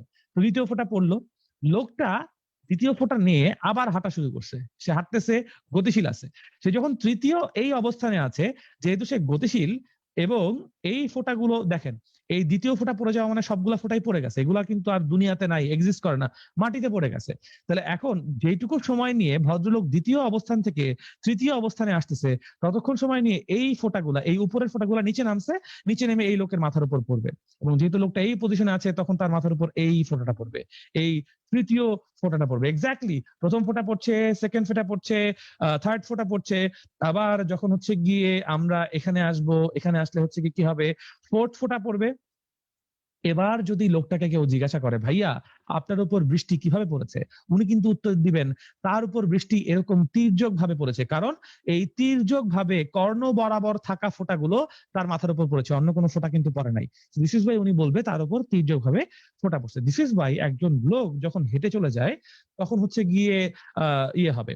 আমি জানি বৃষ্টি এভাবে সারিবদ্ধ ভাবে পড়ে না ভাইয়া, আমি একদম খুব সিম্পলি ব্যাপারটা বোঝানোর জন্য মানে এভাবে চিন্তা করেছি, যে আপনাদেরকে একটু সিম্পলিফাই করে বোঝানোর জন্য, যে একজন লোক হেঁটে গেলে তার কাছে কেন মনে হবে বৃষ্টি তির্যক ভাবে পড়ছে, সেই জিনিসটাকে খুবই খুবই সিম্পল ভাবে বোঝানোর জন্য। এতটা সিম্পল ভাবে দুনিয়া চলে না আমি জানি, কিন্তু আপনাদেরকে তো বোঝাতে হবে। এইটুকু ইমাজিন করেন, আস্তে আস্তে যখন বড় হবেন তখন বাকি জিনিসগুলো বুঝতে পারবেন, সমস্যা নাই। ঠিক আছে? তো এই কারণে লোকটা মনে করবে যে তার মধ্যে বেঁকে বৃষ্টি পড়ছে, বাতাস কিন্তু নাই, কিন্তু বৃষ্টি কিন্তু বেঁকেই পড়তেছে, বেঁকেই পড়তেছে বলে মনে হবে। ঠিক আছে? তো এই জিনিসটা একটু মাথায় রাখলে কিন্তু আই গেস আপনাদের জন্য অনেক সুবিধা হবে, যে বৃষ্টি কেন বেঁকে পড়ে বুঝতে সুবিধা হবে। আরো একটা ব্যাপার বলি, আপনারা ঝড় হইতে দেখছেন না? ঝড়ের সময় আপনারা দেখছেন না বৃষ্টি পড়তেছে কিন্তু বাতাস চলাচল করতেছে, বাতাস চলাচল করতেছে, এরকম দেখছেন? কিন্তু দেখছেন না? তো ধরেন এই যে বৃষ্টির ফোঁটাটা মাটিতে পড়তেছে, মাটিতে পড়ার জন্য বৃষ্টির ফোঁটা নিচের দিকে আসতেছে, নিচের দিকে নামতেছে ওজনের জন্য, এর মধ্যে দমকা হাওয়া, ঝড়ো বাতাস বইছে। আপনারা পড়ছেন মনে হয়, বা আবহাওয়াবিদরা বলে যে ঝড়ো হাওয়া বইতেছে। তো ঝড়ো হাওয়া যদি বয়, আমি ধরে নিচ্ছি velocity of the air, velocity of the air x অক্ষের ডান দিকে, ধরে নিচ্ছি ভেলোসিটি অফ দি এয়ার হচ্ছে কোন দিকে, এক্স অক্ষের ডান দিকে। তো এক্স অক্ষের ডান দিকে ভেলোসিটি অফ দি এয়ার আছে, নিচের দিকে বৃষ্টি পড়তেছে। বৃষ্টির যে ফোঁটাটা এখানে আছে দেখেন, এই যে লাল ফোঁটা, কমরেড, আমাদের কমরেড বৃষ্টির ফোঁটা, রাশিয়ান বৃষ্টির ফোঁটা, তার উপর নিজের ওজন নিচের দিকে কাজ করতেছে, এবং এই ওজনের জন্য তার নিচের দিকে একটা ভেলোসিটি আছে, একটা ভেলোসিটি নিয়ে এসে নিচের দিকে নামতেছে। আবার তার উপর বাতাসের বাধাও আসতেছে, বাতাসও তাকে হচ্ছে গিয়ে এরকম করে ধাক্কা দিচ্ছে। তো তখন কিন্তু বৃষ্টি প্রকৃতভাবেই এদিকে বেঁকে যাবে, ওটা কিন্তু আর হচ্ছে গিয়ে আমাদের জন্য আপেক্ষিক বেগ না, বৃষ্টি প্রকৃতভাবে বেঁকে যাবে। এবং আপনারা বোধহয় ঝড়ের সময়, অনেকেই ঝড়ের সময় বৃষ্টি দেখছেন, ঝড়ের সময় বারান্দায় বসে দেখছেন, জানালায় বসে দেখছেন, সামনে তো কালো বৈশাখী আসতেছে, এখন তো মাত্র ফাল্গুন শুরু হলো, ফাল্গুন শেষ হয়ে গেলে চৈত্র, ফাল্গুন সরি চৈত্র বলে, বৈশাখ, সরি, হ্যাঁ তাই না? সো নাকি আমি উল্টা বলতেছি, ফাল্গুন তো মাস, হ্যাঁ সরি ফাল্গুন তো মাস। তো বসন্ত শুরু হয়েছে, বৈশাখ মাস যখন শুরু হবে তখন দেখবেন যে ঝড় হইতেছে, কালো বৈশাখী হয়েছে, তখন দেখবেন যে এরকম বাতাস ধাক্কা দিয়ে বৃষ্টিকে এরকম করে বাঁকাই দিচ্ছে, আসলেই কিন্তু বাঁকাই দিচ্ছে, ওইটা কিন্তু আসলেই বেঁকে যাচ্ছে। ঠিক আছে? ওকে, চমৎকার চমৎকার চমৎকার। সো ওইটা কিন্তু বৃষ্টির প্রকৃত বেগ না, ওইটা কিন্তু বৃষ্টির আসলে রিয়েল ভেলোসিটি। এবং সেই জিনিসটা হচ্ছে গিয়ে এই দেখেন, এটা এখানে হচ্ছে যে দেখেন বৃষ্টির প্রকৃত বেগ নির্ণয় করতে বলছে না, বৃষ্টির প্রকৃত বেগ এদিকে বেঁকে গেছে না। তো তখন আপনার প্রশ্ন আসতে পারে যে ভাইয়া আমরা তো জানি বৃষ্টি খাড়া নিচের দিকে পড়ে, এখানে কেন হচ্ছে গিয়ে ভাইয়া বৃষ্টি বেঁকে যাচ্ছে, বৃষ্টির কি সমস্যা, ও কেন পড়তেছে না সোজা? ও কেন পড়তেছে না? কারণ ওকে বাতাস এসে বাঁকাই দিছে, বাতাস এসে বলছে বাবা তুমি বেঁকে যাও, সে বেঁকে গেছে। বাতাসের কথা বৃষ্টি ওঠে এবং বসে। তো আপনারা যদি কেউ বৃষ্টিকে পছন্দ করেন নিজের নাম বাতাস করে ফেলেন ইনশাল্লাহ। কথা না বলি এ ব্যাপারে। এনিওয়েজ, পরবর্তী অঙ্কে চলে যাই, পরবর্তী অঙ্কে চলে যাই, পরবর্তী অঙ্কে চলে যাই। ঠিক আছে, আশা করি আপনারা বুঝতে পারছেন। যদি কোনো কিছু বুঝতে সমস্যা হয় আমাকে প্লিজ জানাবেন কমেন্ট করে, জুবাইর ভাই আমাকে অবশ্যই অ্যাসিস্ট করবেন ইনশাল্লাহ। সো এবার জি আমরা নদী নৌকার একটা অঙ্ক করব। জুবাইর ভাইয়া কেউ কি কোনো কিছু বলছে? জি না ভাইয়া, সবকিছুই অল ক্লিয়ার এবং সবাই আপনার এই বৃষ্টির যে এক্সপ্লেনেশনটা এটা খুবই পছন্দ করতেছে। আপনি ভাইয়া চমৎকার, প্লিজ কন্টিনিউ। কন্টিনিউ করবো। Okay, thank you thank you thank you. এরপর নদী নৌকার একটা অঙ্ক করছি, নদী নৌকার একটা অঙ্ক করছি। আমি একটু এখন অঙ্কগুলোকে একটু টান দিব, আমার হাতে বেশি হলে খুব বেশি হলে আধা ঘন্টা সময় আছে।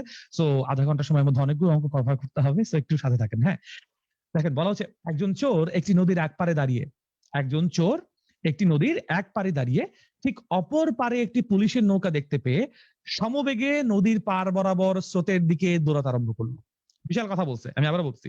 একজন চোর একটি নদীর এক পারে দাঁড়িয়ে ঠিক অপর পারে একটা পুলিশের নৌকা দেখতে পেয়ে সমবেগে নদীর পার বরাবর স্রোতের দিকে দৌড়াতে আরম্ভ করলো। খুব ভালো কথা। আমরা তাহলে চিত্র আঁকি, আমরা তাহলে চিত্র আঁকি, তাহলে হয়তো বা আমাদের জন্য জিনিসটা বুঝতে সুবিধা হবে। চিত্র ছাড়া কথা বললে আমাদের, কারণ অনেক বড় অঙ্ক, চিত্র দিয়ে কথা বলবো। So, ধরে নিচ্ছি এই হচ্ছে নদীর এক পার, এই হচ্ছে নদীর এক পার। নদীর এপার কহে ছাড়িয়া নিঃশ্বাস, ও পারেতে সর্বসুখ আমার বিশ্বাস। কিন্তু এখানে সর্বসুখ না, এখানে পুলিশ যেহেতু, তো পুলিশের কাছে নিশ্চয়ই চোর সুখ পাবে না, তাকে তো ধরে জেলে ঢুকাই দিবে। তো এখানে এটা রিভার্স ঘটনা করতেছে। এনিওয়েজ, তো এই হচ্ছে চোর। আমাকে বলছে নদীর এক পারে দাঁড়িয়ে চোর ঠিক অপর পারে পুলিশের নৌকা দেখছে। তো এটা হচ্ছে চোর, থিফ, এটা হচ্ছে গিয়ে পুলিশ। ঠিক আছে, ধরেন যে আপনারা দেখছেন না একটা মুভি ছিল অনেক আগে অভিষেক বচ্চনের, ধুম, ধরেন ধুম, ঠিক আছে, এরকম একটা মুভি। এনিওয়েজ, তো এই হচ্ছে গিয়ে আমাদের চোর, এই হচ্ছে গিয়ে আমাদের পুলিশের নৌকা। খুব ভালো কথা।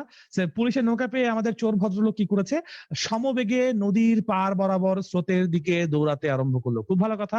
স্রোত কোন দিকে যাচ্ছে, ধরে নিচ্ছি স্রোত এক অক্ষের ডান দিকে যাচ্ছে, ধরে নিচ্ছি স্রোত এক অক্ষের ডান দিকে যাচ্ছে, এবং চোর সেও স্রোত সমবেগে স্রোতের দিকে দৌড়াতে আরম্ভ করেছে।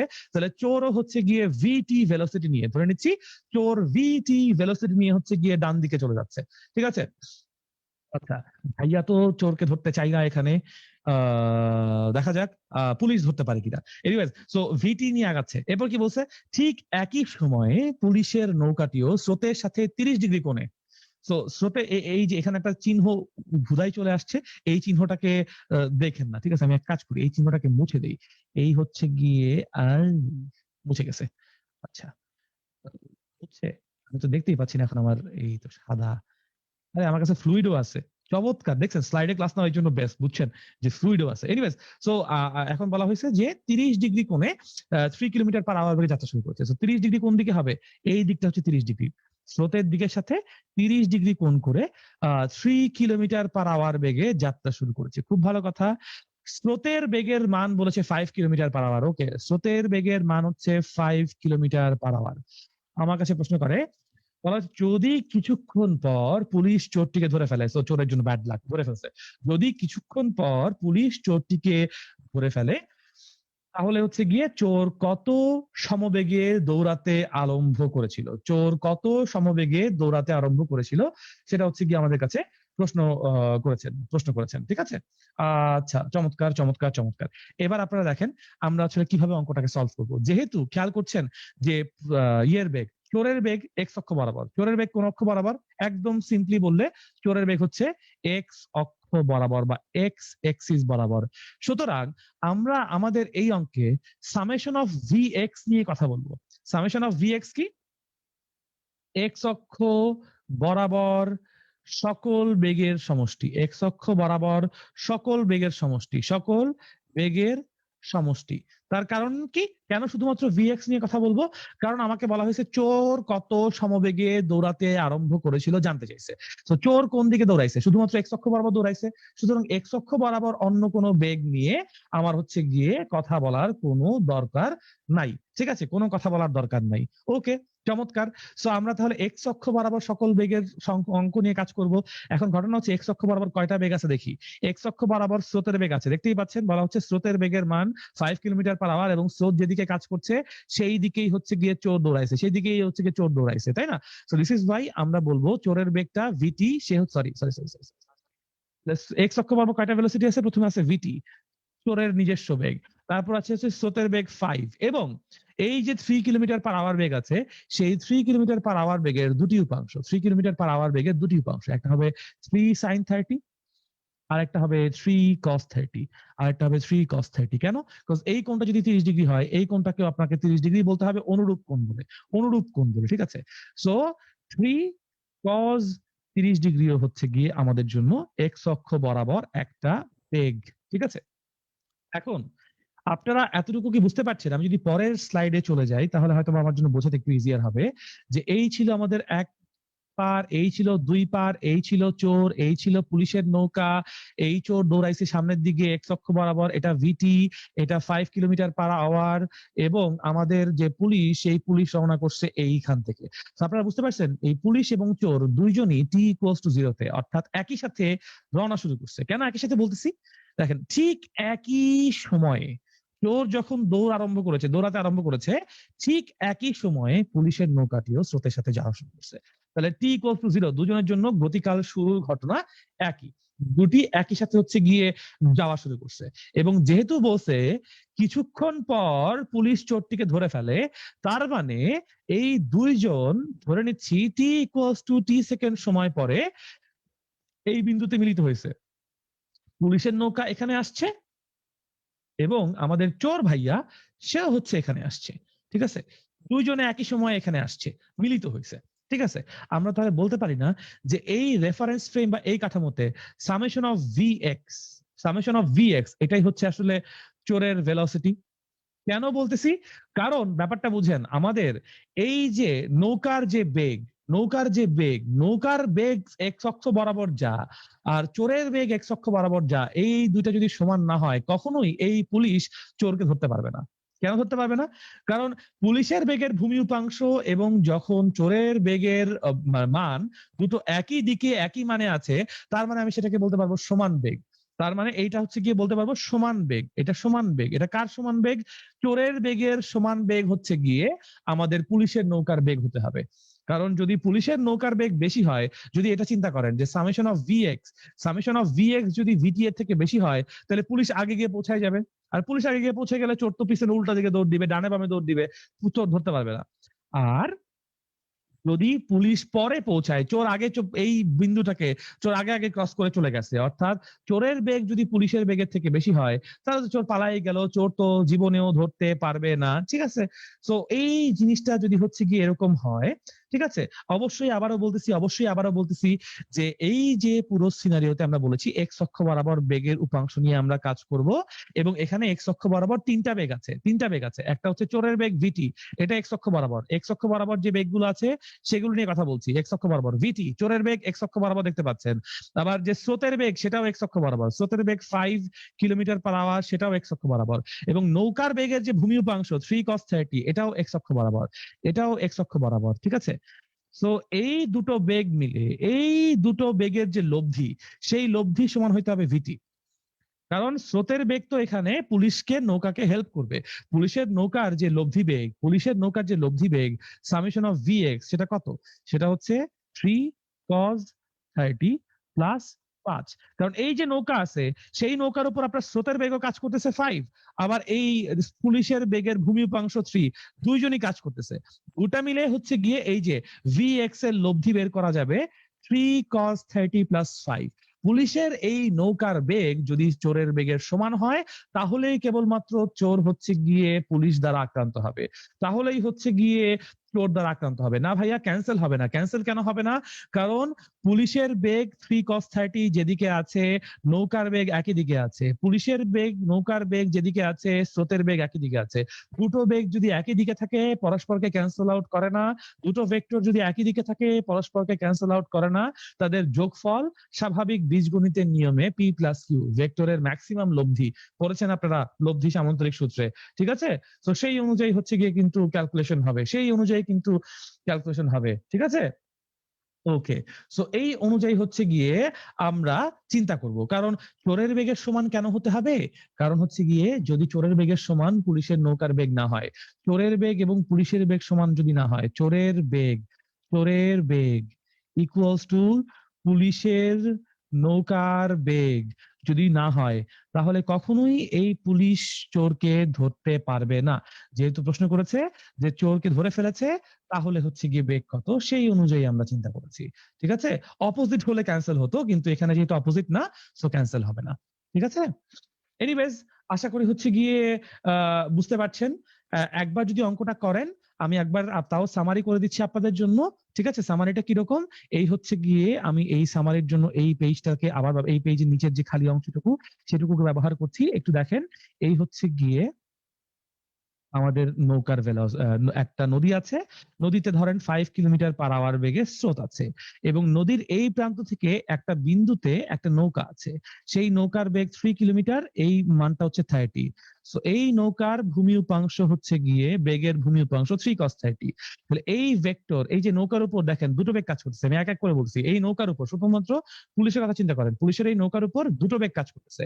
এক হচ্ছে স্রোতের বেগ এক্স অক্ষের ধনাত্মক দিক বরাবর, এক হচ্ছে নৌকার নিজস্ব বেগ 3 cos 30, সেটাও এক্স অক্ষের ধনাত্মক দিক বরাবর। এটা যেদিকে আছে এটাও সেদিকে আছে।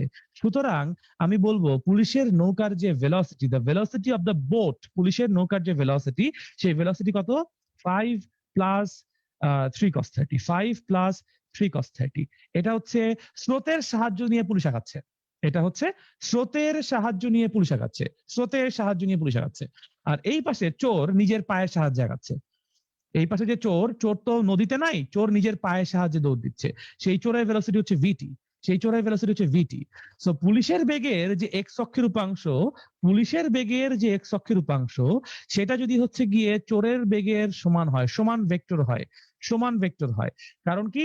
এটাও এক্স অক্ষ বরাবর, এটাও এক্স অক্ষ বরাবর, দুটো যদি সমান ভেক্টর হয়, তাহলেই কেবলমাত্র বলতে পারবো পুলিশ নদীর প্রস্থ পার করছে, এবং সেই প্রস্থ বরাবর পার করার পাশাপাশি পুলিশ পার বরাবর সামনেও আগাচ্ছে।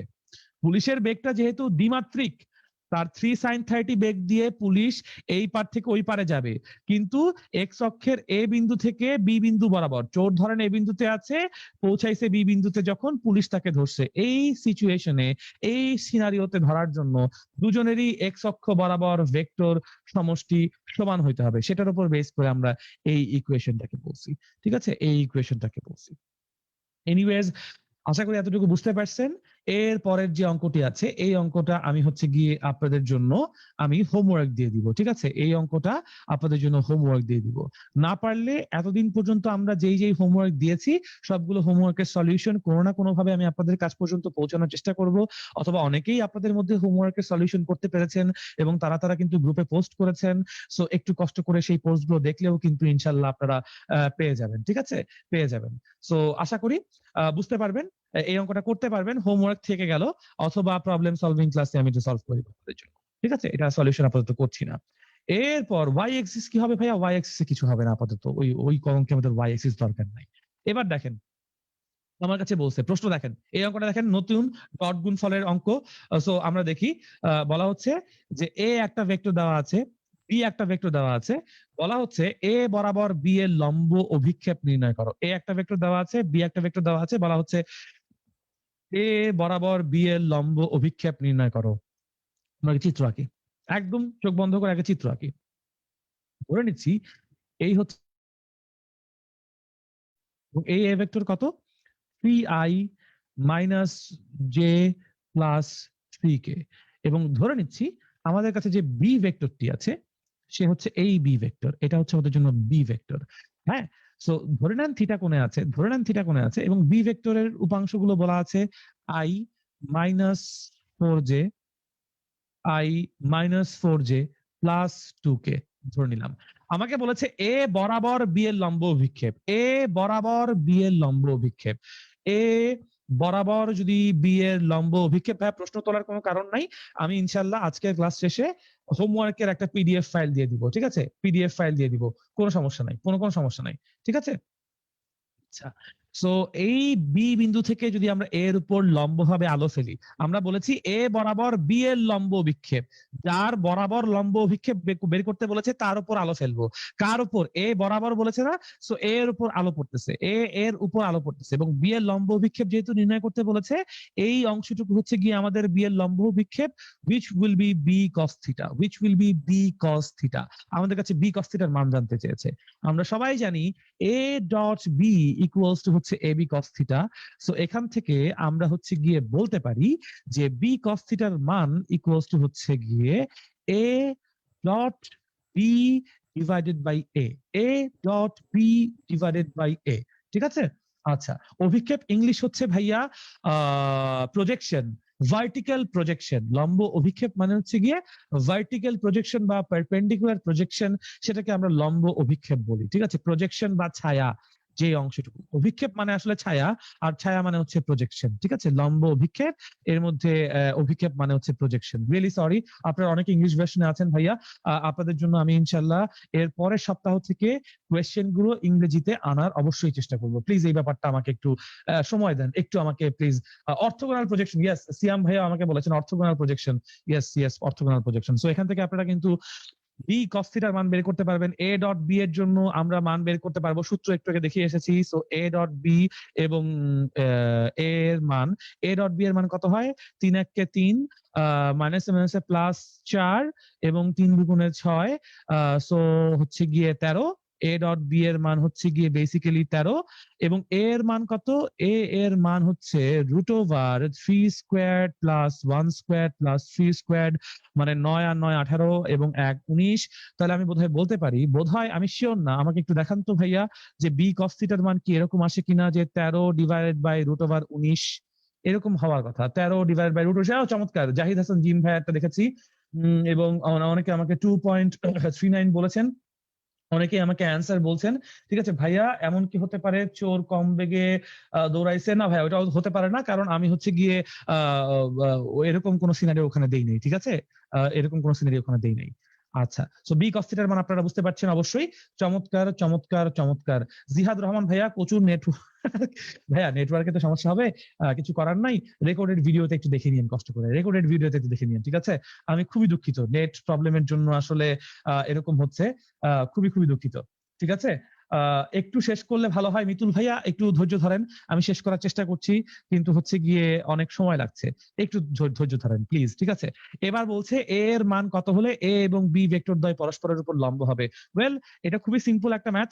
এ ডট বি যদি পরস্পর লম্ব হয়, যেহেতু বলছে পরস্পর লম্ব হবে, তার মানে এ ডট বি এর মান 0, এবং এ ডট বি যদি করি আমরা, তাহলে A I minus 2j plus k dot 2ai plus aj minus 4k equals to 0। ঠিক আছে, এই গুণটা করেন। বাম পক্ষে a ছাড়া যেমন আমি বলতে পারি 2a square minus 2a plus 4 equals to 0। এটা আপনারা বহুপদীর সূত্র থেকে সমাধান করতেই পারবেন। সমাধান করলে দেখবেন a এর দুটো মান আসবে, দুটো মানই গ্রহণযোগ্য যদি হয়, দুটো মানকে নিয়ে আপনারা অ্যান্সার বলে দিবেন যে a এর মান এত এবং এত হলে ইনশাল্লাহ আমরা ইয়ে করতে পারবো, কি বলে, ভেক্টর দ্বয় পরস্পর লম্ব হবে, এই কথাটা বলে ফেলতে পারবো কিন্তু ইনশাল্লাহ, ঠিক আছে? আচ্ছা, লম্ব অভিক্ষেপের কোনো ইউনিট আছে নাকি ভাইয়া? লম্ব অভিক্ষেপের যেহেতু এই ক্ষেত্রে এ এর কোনো মান দেওয়া নাই, বি এর কোনো মান দেওয়া নাই, সো লম্ব অভিক্ষেপে মানে ইউনিট দেওয়া নাই, সো আমরা এখানে লম্ব অভিক্ষেপকে কোনো ইউনিট ছাড়াই এক্সপ্রেস করবো ইনশাল্লাহ, ঠিক আছে? ওকে, পারবেন এটা ভাইয়া? চমৎকার, কোনো সমস্যা নাই। এই অঙ্কটাও হচ্ছে গিয়ে আমি আপনাদের জন্য হোমওয়ার্ক দিয়ে দিব, এটা আপনারা পারবেন আশা করি, ঠিক আছে?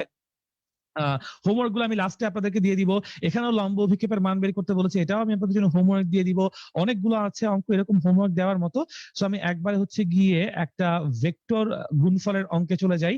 যেমন এই অঙ্কটা দেখেন, বলা হচ্ছে এ এবং বি দুটি ভেক্টর যদি পরস্পর সমান্তরাল হয়, তাহলে এ এর মান কত হবে?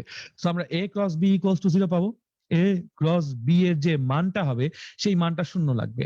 এখন এ ক্রস বি এর মান বের করার জন্য আমরা একটা সূত্র দেখিয়েছি, সেই সূত্র অনুযায়ী কাজ করতে পারেন, অথবা আমরা একটা নির্ণায়ক গঠন করতে পারি, আই জে কে হিসেবে একটা নির্ণায়ক গঠন করতে পারি।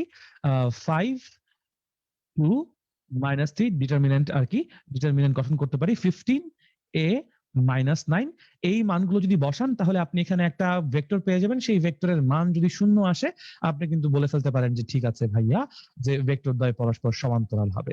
ঠিক আছে, a cross b equals to 0 হলেই তো সমান্তরাল হয়। Exactly exactly. তো এটাও কিন্তু ইনশাল্লাহ আপনারা পেয়ে যাবেন। a এর মান 2 1 বলেছেন, 4 2 বলেছেন। আচ্ছা আমি শিওর না কোনটা হবে, যে কোনো একটা অবশ্যই হবে। ঠিক আছে, আর এখান থেকে a এর মান অনেকে অনেক রকম মান বলছেন ভাইয়া, অনেকে অনেক রকম মান বলছেন। সো একটু দেখেন যে ভাইয়া আসলে কিরকম মানে কি হয়। ঠিক আছে, আমি আসলে জানি না কোনটা হবে, বাট দেখেন। ঠিক আছে, এই অঙ্কটা আপনাদের জন্য হোমওয়ার্ক থাকবে, সামান্তরিকের বাহুদ্বয়। বেসিক্যালি ভেক্টর গুণফল এবং ডট গুণফলের যে অঙ্কগুলো আছে সেগুলো কিন্তু স্ট্রেট কাট, খুবই স্বাভাবিক এবং সিম্পল সিম্পল প্রবলেম। ঠিক আছে, এগুলো নিয়ে আসলে আমি আপনাদেরকে, দেখেন এখানে অনেকগুলো অঙ্ক আছে আমার কাছে, 61টা 62টা স্লাইড। প্রতিটা যেগুলো অঙ্ক করিয়েছি সেগুলো বাদে বাকি সবগুলোই আমি আপনাদের জন্য হোমওয়ার্ক দিয়ে দিব ইনশাআল্লাহ। ঠিক আছে, সো একটু করে দিয়েন, একটু করে দিয়েন। ভেক্টর চ্যাপ্টারটা আজকে শেষ করে ফেলছি আমরা। একদিন কোনো না কোনো সময় নিয়ে একটা প্রবলেম সলভিং ক্লাস রাখবো, সেখানে আমি আপনাদেরকে বোর্ড প্রশ্নের সমাধানও করাবো। সেখানে আমি আপনাদেরকে দুই একটা, খুব বেশি কঠিন না, দুই একটা অ্যাডমিশন স্ট্যান্ডার্ড প্রশ্ন ইনশাল্লাহ সলভ করাবো। টেনশন নিয়েন না, সময় পেলে অবশ্যই করাবো সেগুলো আমরা। ঠিক আছে, আমি এই ডেটটা আগামী সপ্তাহে পড়বে, কবে পড়বে সেটা ইনশাল্লাহ আপনাদের সাথে আমরা গ্রুপে কমিউনিকেট করে দিব। ঠিক আছে, আচ্ছা আজকে এই পর্যন্তই রাখছি, আজকে এই পর্যন্তই রাখছি। সো ইনশাল্লাহ পারবেন আশা করি সবকিছুই। অনেক ধন্যবাদ সবাইকে এতক্ষণ ধরে ধৈর্য সহকারে আমার ক্লাস করার জন্য। আর আপনাদের যদি তেমন কোনো প্রশ্ন না থাকে, আমি আজকে সৈয়দ আল লাহিয়ান এখানেই সাইন অফ করছি। ইনশাল্লাহ ভালো থাকবেন সবাই, সুস্থ থাকবেন এবং নিজেদের যত্ন নিবেন। ঠিক আছে, নিজেদের যত্ন নিবেন। এই কয়টা দিন একটু কষ্ট করে ভালো থাকার চেষ্টা করেন। জুবাইর ভাইয়া, আপনি কি ভাইয়া, আছেন? জি আছি। আচ্ছা, তাহলে আপনি ছিলেন ডাইভারজেন্স জি। এবং ক্যালকুলাস নিয়ে অনেকে প্রশ্ন করছে, এই দুটো টপিক কি করানো যায় কিনা, আপনি ভাইয়া বলেছেন। ভেক্টর ক্যালকুলাস, হ্যাঁ এগুলো তাহলে হচ্ছে কি যেটা করব, যেহেতু সিলেবাসে নাই তাই আমরা প্ল্যানে রাখিনি ভাবে, কিন্তু আপনাদের যদি পড়তে আগ্রহ থাকে, তারপর গতিবিদ্যারও কিছু জিনিসপত্র হয়তো বা সিলেবাসে নাই, যদি পড়তে আগ্রহ থাকে ইনশাল্লাহ এই প্রতিটা জিনিসই আমরা টিমের সাথে আলোচনা করে এক্সট্রা দিনগুলোতে, এক্সট্রা ক্লাসগুলোতে রাখবো। মিস দিব না ইনশাল্লাহ, এতটুকু আমি আপনাদেরকে বলবো, মিস দিব না। বাট পড়াবো, কখন পড়াবো সেই শিডিউলিংটা আপনাদেরকে আমরা সামনে দিয়ে দিব। ঠিক আছে, আগে যেটা আমার আমার প্ল্যান, আমার পার্সোনাল টার্গেট, যে আপনাদের সিলেবাসে যা আছে সেগুলোকে ভালো করে সময় নিয়ে একটু কভার করি। এরপরে ইনশাল্লাহ ফাঁকে ফাঁকে সময় পেলে এক্সট্রা ক্লাস হিসেবে আমরা এই কন্টেন্ট গুলো আপনাদের জন্য অবশ্যই ডিজাইন করবো। ঠিক আছে, তো ভালো থাকবেন। আশা করি দ্যাট দ্যাট হচ্ছে গিয়ে দ্যাট ক্লিয়ার্স এভরিথিং আপ, তাই না জুবাইর ভাইয়া? জি ভাইয়া, ঠিক আছে, ধন্যবাদ এতক্ষণ এত সুন্দরভাবে ক্লাসটা নেওয়ার জন্য। বিশেষ করে আপনার এক্সাম্পল গুলো সবাই সবাই এইগুলোকে খুবই এপ্রিসিয়েট করতেছে। আশা করতেছি থ্যাংক সামনের ইউ, দিনে থ্যাংক আপনি ইউ। আরো বেস্ট, মানে বেস্ট বেস্ট এক্সাম্পল গুলো পিক করবেন। চেষ্টা সবাই করবো ভাইয়ার জন্য দোয়া রাখবা, আমাদের জন্য দোয়া রাখবা, আমাদের অবশ্যই। টিম যেন আমাদের সর্বোচ্চটা দিয়ে আমরা চেষ্টা করতেছি তোমাদেরকে যেন আমরা স্যাটিসফাই করতে পারি। এবং তোমরাও আশা করছি সামনের দিনগুলোর যে যে ক্লাসগুলো হবে সেগুলো তোমরা মনোযোগ দিয়ে করবা। সবার জন্য শুভকামনা থাকলো, সবাই ভালো থাকবা, সুস্থ থাকবা, এবং অবশ্যই ক্লাসে আসার আগে বইটা একটু দেখে আসবা। সবার জন্য বেস্ট অফ লাক। হ্যাঁ হ্যাঁ, আসসালামু এটা এটা আলাইকুম। এটা এটা ইম্পর্টেন্ট, সবগুলো ক্লাসের জন্য, শুধু আমার জন্য না, সবগুলো ক্লাসের জন্য আর কি।